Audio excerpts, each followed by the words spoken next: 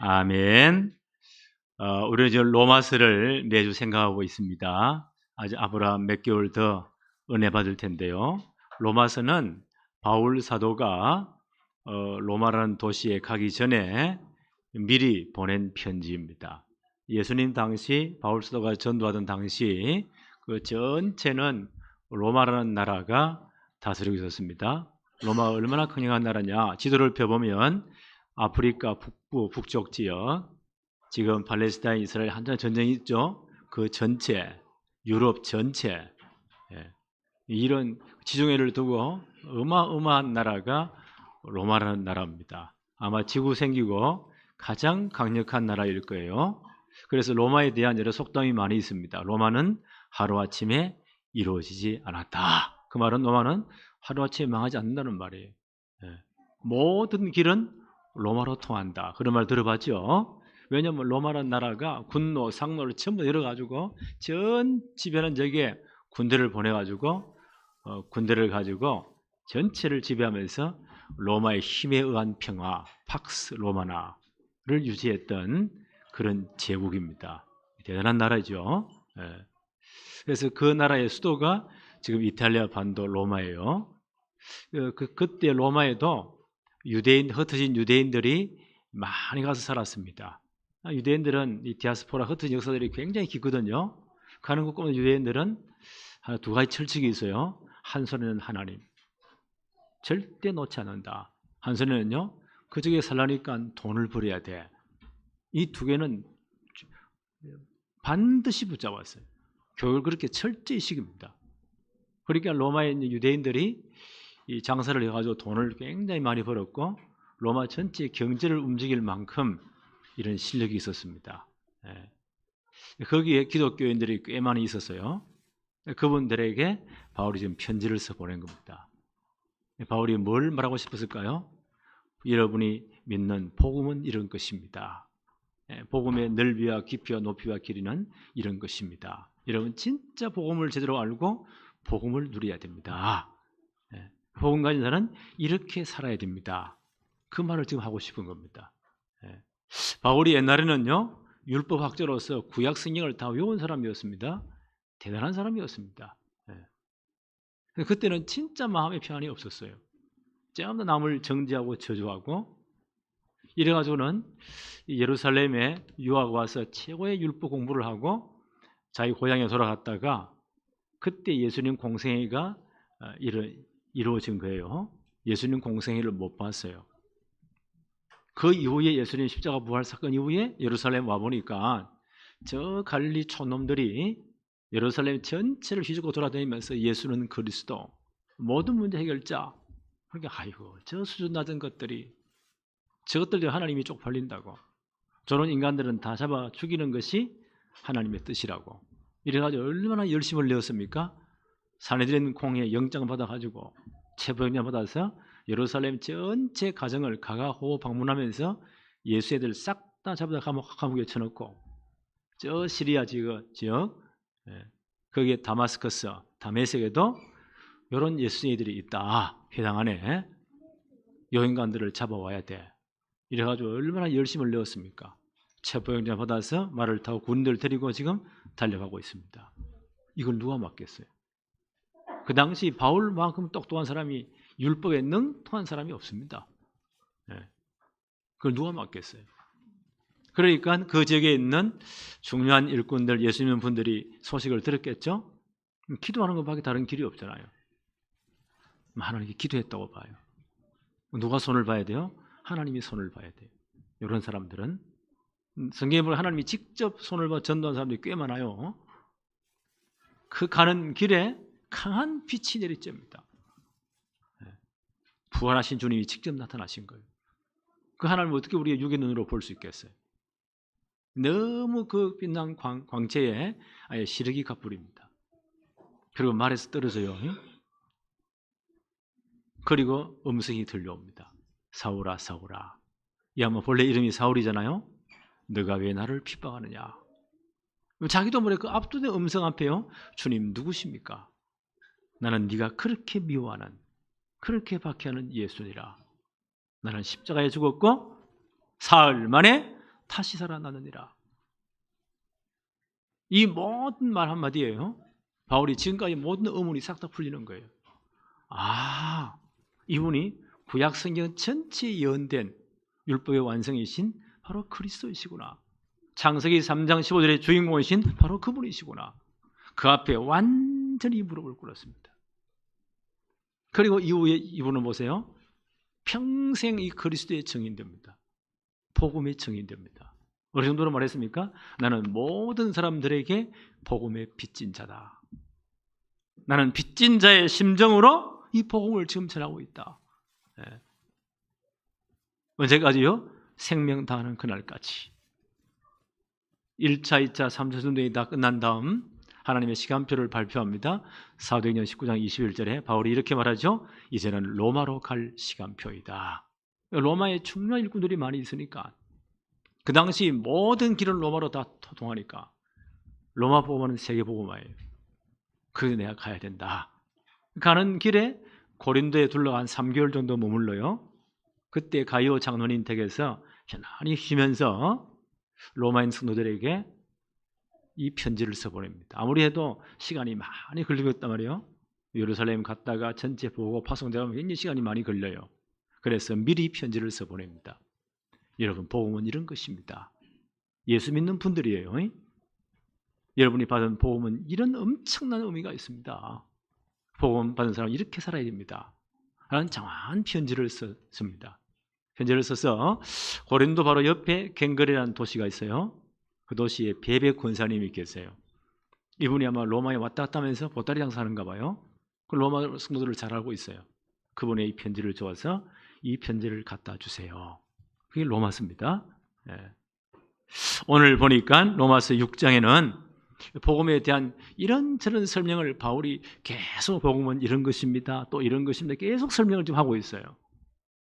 오늘 로마서 6장 15절로 23절은 복음은 어떤 것이냐? 주인이 바뀌는 겁니다. 복음은 어떤 것입니까? 주인이 바뀌었으니까 우리의 삶의 열매가 완전히 바뀌는 것이 복음입니다.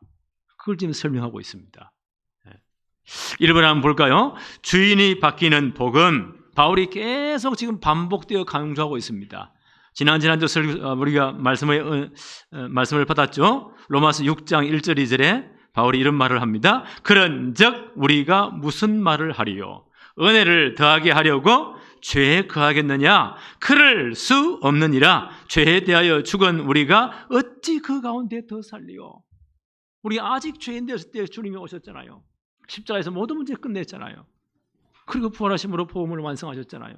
우리 이 복음을 믿고 구원받은 거예요. 하나님의 은혜입니다. 그 죄가 많을수록 은혜가 크잖아요. 그러면 우리가 이 모든 것 다 끝났으니까 다시 죄를 지어도 되겠네?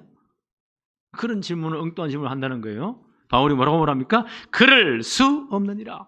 우리는 죄에 대해서 완전히 죽은 자다. 어찌 그 가운데 더 살겠느냐? 오늘 똑같은 말을 또다시 합니다. 로마서 6장 15절을 볼까요? 그런즉 어찌하리요? 우리가 법 아래 있지 아니하고 은혜 아래 있으니 죄를 지으리요? 그럴 수 없느니라. 우리는 법 아래, 사망의 법 아래 있지 않습니다. 우리는 은혜 아래 있습니다. 그렇죠? 복음받고 하나님의 이 은혜 속에 있습니다. 그래서 우리는요, 이 그리스도를 믿음으로 복음받고 예수님을 영접함으로 이신칭의 믿음으로 어렵담을 얻게 되었습니다. 행위가 아니에요. 마음으로 믿고 입으로 시인해서 구원받았잖아요. 그걸 이신칭의 믿음으로 어렵담을 받게 되었다. 그 말이 무슨 말이에요? 죄의 모든 정죄로부터, 율법의 정죄로부터 우리는 해방되었다. 더 이상 율법이 죄 사망의 법이 우리를 정죄할 수 없어요. 왜요? 어렵게 되었으니까. 죄의 모든 정죄로부터 우리는 해방되었다. 이신칭의. 그럼 해방되었으니까 이제 멋대로 살아도 되겠네? 그 습관적으로 고의적으로 죄를 지어도 되겠네? 그럴 수 없다는 거예요. 그 논리를 지금 바울이 설명하고 있어요. 왜요? 우리는 주인이 바뀐 사람이다. 이 복음의 원리입니다.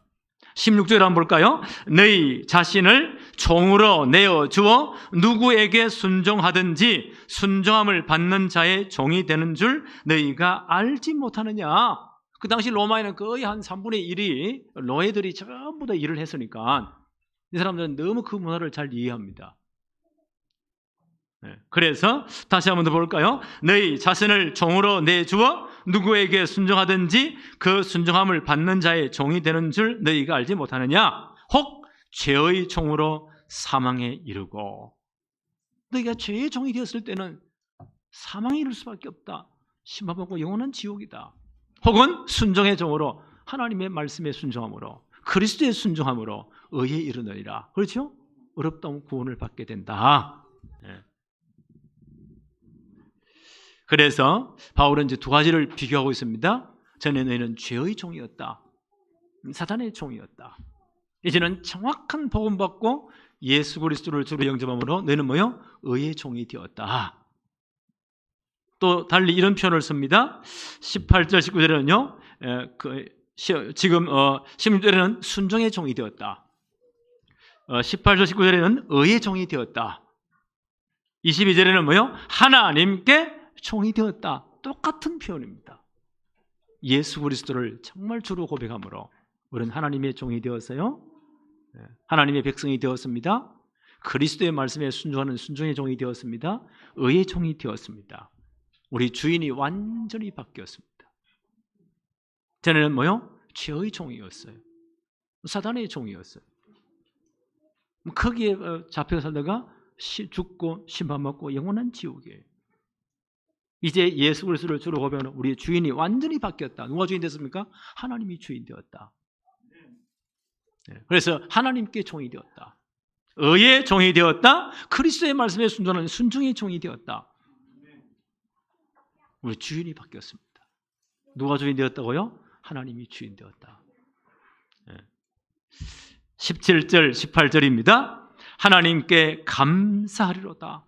바울이 이것만 생각하니 얼마나 감사한지 몰라요. 감사하리로다. 너희가 본래 죄의 종이더니 영원히 지옥 가야 돼요. 너희에게 전하여 준 바 교훈의 본을 마음으로 순종하여 복음을 받고 그 복음을 죄로 믿고 순종해서 18절 죄로부터 해방되어 의에게 종이 되었느니라. 그렇지요. 그 복음을 믿고 복음 받고 예수 그리스도를 영접해서 이는 의의 종이 되었다. 그리스도의 종이 되었다. 하나님께 종이 되었다. 그래서 우리는요 주인이 바뀐 사람이에요. 갈라디아 2장 20절을 바울은 이렇게 설명합니다. 갈라디아 2장 20절 제가 읽습니다. 내가 그리스도와 함께 십자가에 못 박혔나니 그런즉 이제는 내가 사는 것이 아니요 오직 내 안에 그리스도께서 사시는 것이라.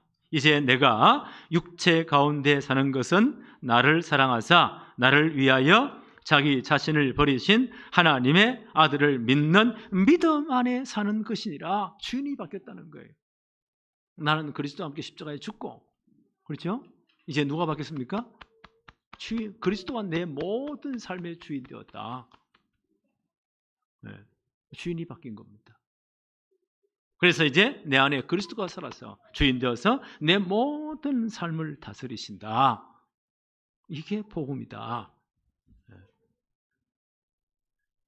그래서 주인 바뀐 사람은요 주인의 뜻대로 살아야 돼요. 그렇죠? 그리스도가 주인 되었습니다.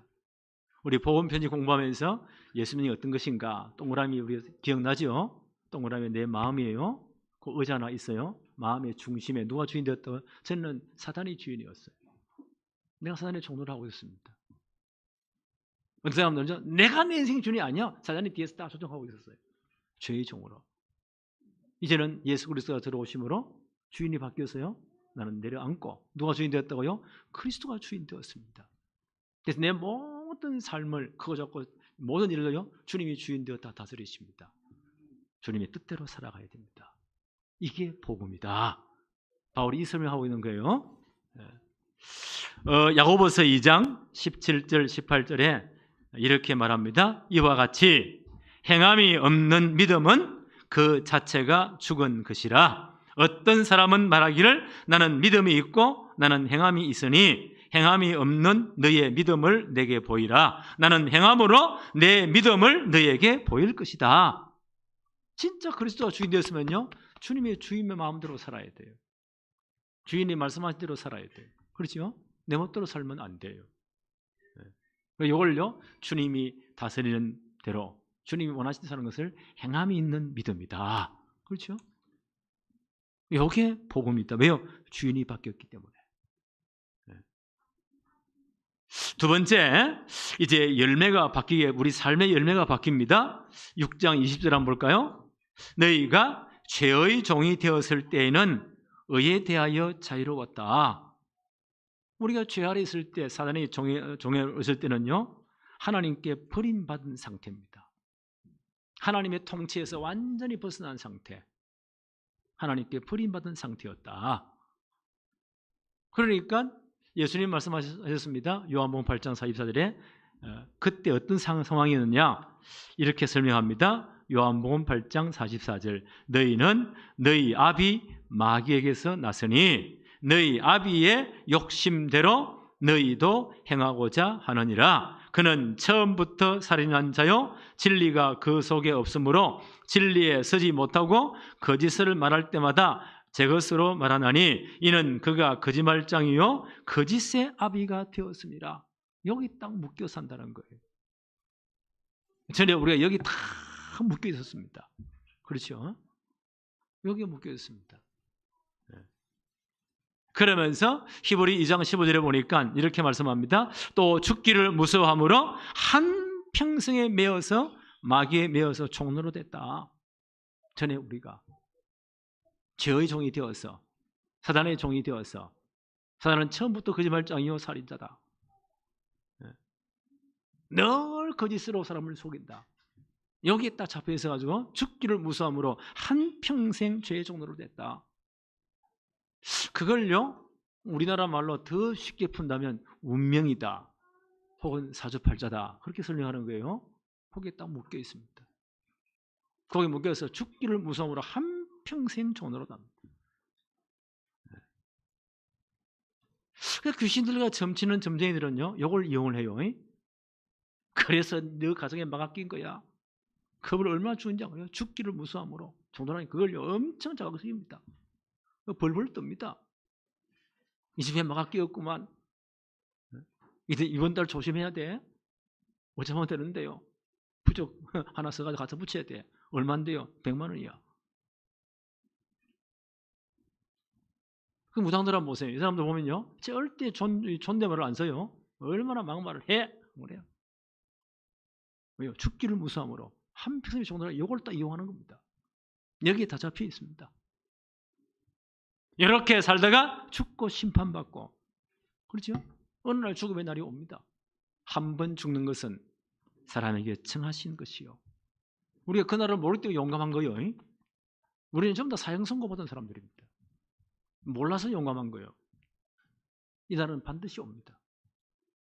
한 번 죽는 것은 사람에게 청하신 것이요. 하나님이 그 날을 딱 쥐고 계십니다. 전도도 보면 아주 용감한 놈들이 많아요. 하나님이 어디 계시냐? 하나님 살아계시면 벽을 타고 올라가 보라 이거야. 내가 믿겠다고. 하나님 믿을 때 내 주먹을 믿어 이런 놈도 있어요. 용감한 놈이 있어요. 그럼 내 속으로 그 주먹을 아스팔트 때문에 할아버지 어떻게 되는가?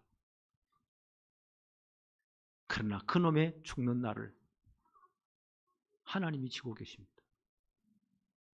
한 번 죽는 것은 사람에게 청하신 것이요. 피할 수 있습니까? 죽으면 끝나는데요. 안 그렇습니다. 성경 분명히 말합니다. 후에 뭐가 있다고요? 하나님의 심판이 있다. 그 심판받아 여기에서 해방 안 된 분은, 빠져나오지 못한 사람은 심판받아 영원한 지옥으로, 너희 아비 마귀, 그걸 가두는 것이 영원한 지옥이에요. 영원한 심판으로, 계시록 14장 11절에 영원한 고통으로. 그게 불신자의 열매입니다. 마지막 열매입니다. 구원받은 우리 어떻게 되었어요? 로마서 6장 21절입니다. 너희는 그때에 무슨 열매를 얻었느냐? 이제는 너희가 그 일을 부끄러워하나니 이는 그 마지막은 사망입니다. 죄의 종으로 있을 때는 그 열매를 맺을 수밖에 없습니다. 로마서 1장 28절부터 31절까지 바울은 여러 가지 그 죄의 종으로 있을 때 열매를 이렇게 소개합니다. 로마서 1장 28절에 또한 그들의 마음에 하나님 두기를 싫어하며 하나님께서 그들을 상실한 마음대로 내버려 두었다. 합당하지 못한 일을 하게 했다. 이런 열매를 맺었다는 거예요. 곧 불의, 추악, 탐욕, 악의가 가득한 자요, 시기, 살인, 분쟁, 사기, 악독이 가득한 자요, 수군수군하는 자요, 비방하는 자요, 하나님께 미워하는 자요, 능욕하는 자요, 교만한 자요, 자랑하는 자요, 악을 도모하는 자요, 부모를 거역하는 자요, 우매한 자요, 배약하는 자요, 무정한 자요, 무자비한 자라. 한 20가지 돼요. 이런 열매를 맺었다는 거예요. 그럴 수밖에 없습니다. 죄의 종으로 있으니까 이런 열매가 나올 수밖에 없어요. 이런 열매를 맺고 있다가 죽고 심판받고 영원한 지옥으로. 마지막 열매는 영원한 지옥입니다. 그런데 이 열매가 바뀐다는 거예요. 왜요? 주인 바뀌면. 이 열매가 바뀐다는 거예요. 로마서 6장 22절부터 한번 볼까요? 그러나 이제는, 그렇죠? 전에는 그랬죠. 그러나 이제는 예수 그리스도를 참말주로 고백한 구원받고 난 다음에는 그러나 이제는 너희가 죄로부터 완전히 해방되어서 하나님께 종이 되었다. 주인 바뀌었다는 거예요. 하나님께 종이 되어가지고 거룩함에 이르는 열매를 맺을 수밖에 없다. 열매가 바뀌었다는 거예요. 왜요? 하나님께 종이 되었으니까. 그렇죠? 우리 신분 것이 완전 바뀌었으니까. 이제는 거룩함에 이르는 열매를 맺을 수밖에 없다. 그 열매의 마지막은 영원한 천국 영생이니라. 그렇죠? 우리는 이 열매를 맺을 수밖에 없다. 우리는 이 축복을 받은 사람들입니다.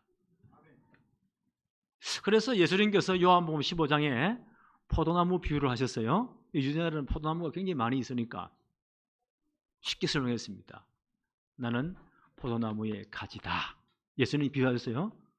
나는 포도나무 가지다. 너희들이 예수 그리스도를 진짜 주로 고백해서 예수 믿으면 이 가지에 붙어있는 포도나무에 붙어있는 너희는 가지가 되었다. 예수님 포도나무니까 예수 영접하면 너희는 이 나무에 붙어있는 가지가 되었다. 이해되지요? 그게 구원받은 거예요. 그러면 가지가 이 나무에 붙어있으면 절로 과실을 맺게 된다. 풍성한 과실을 맺게 된다. 예수님이 그 설명하셨어요. 네. 우리가 주인 바뀌었습니다. 하나님께 종이 되었어요. 이제는 그리스도에게 입은 딱 붙었습니다. 열매가 달라집니다.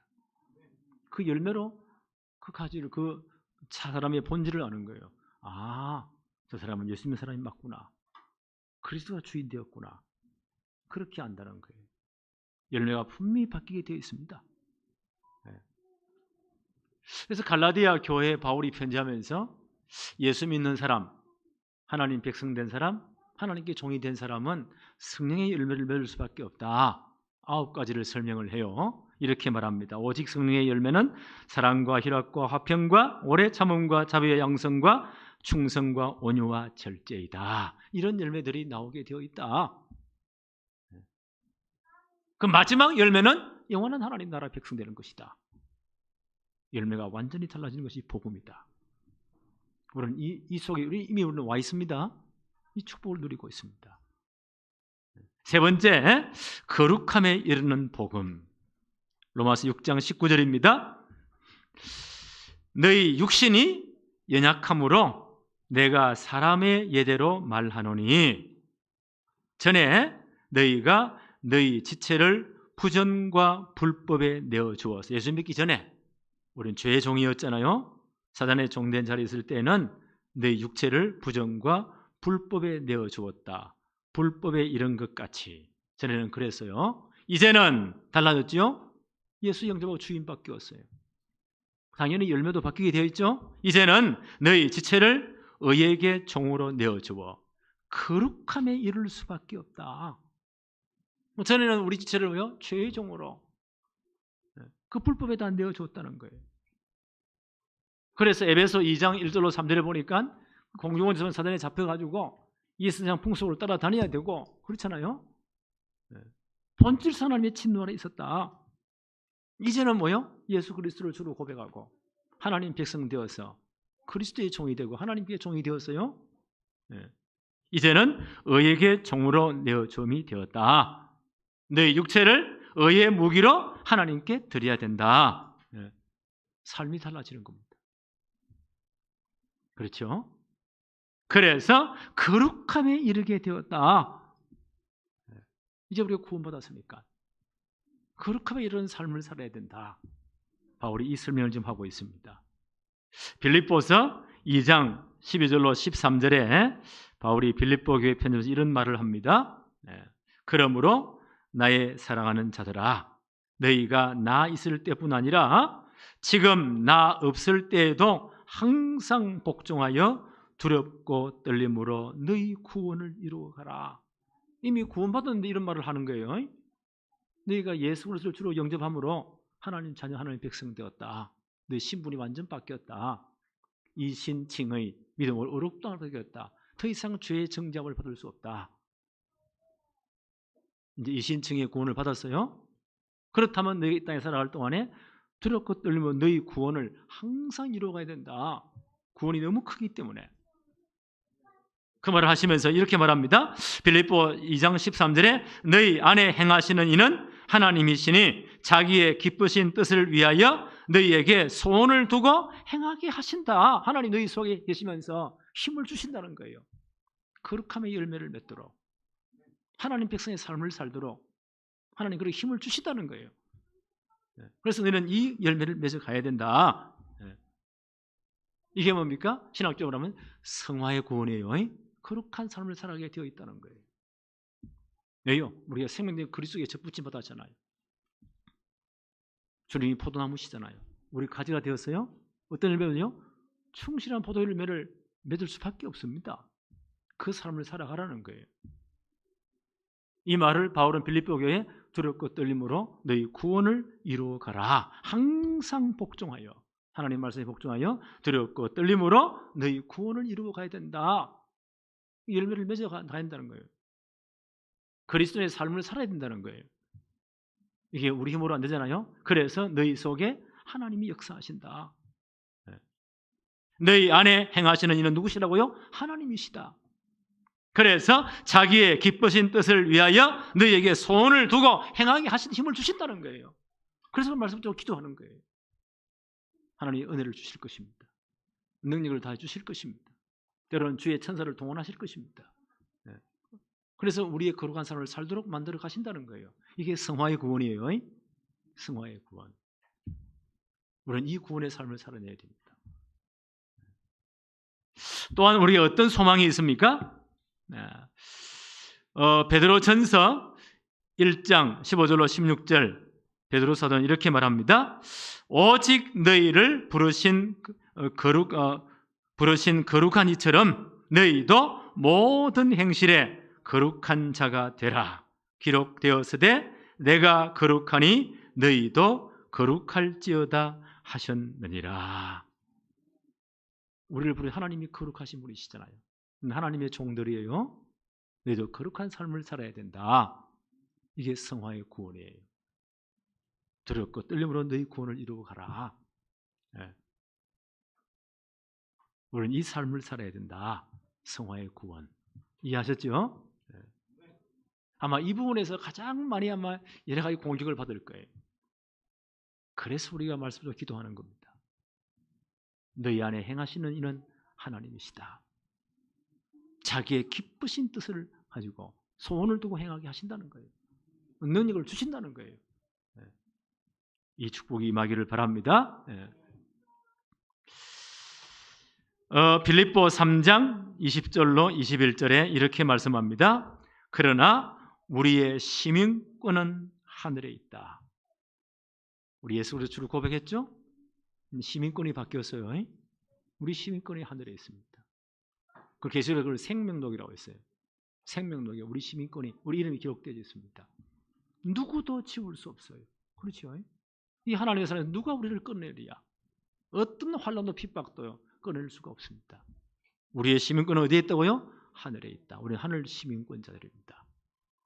거기로부터 구원하는 자 곧 주 예수 그리스도를 기다리노니 그는 만물을 자기에게 복종하게 하실 수 있는 자의 역사로 우리 낮은 몸을 자기의 영광의 몸의 형체와 같이 변하게 하시리라.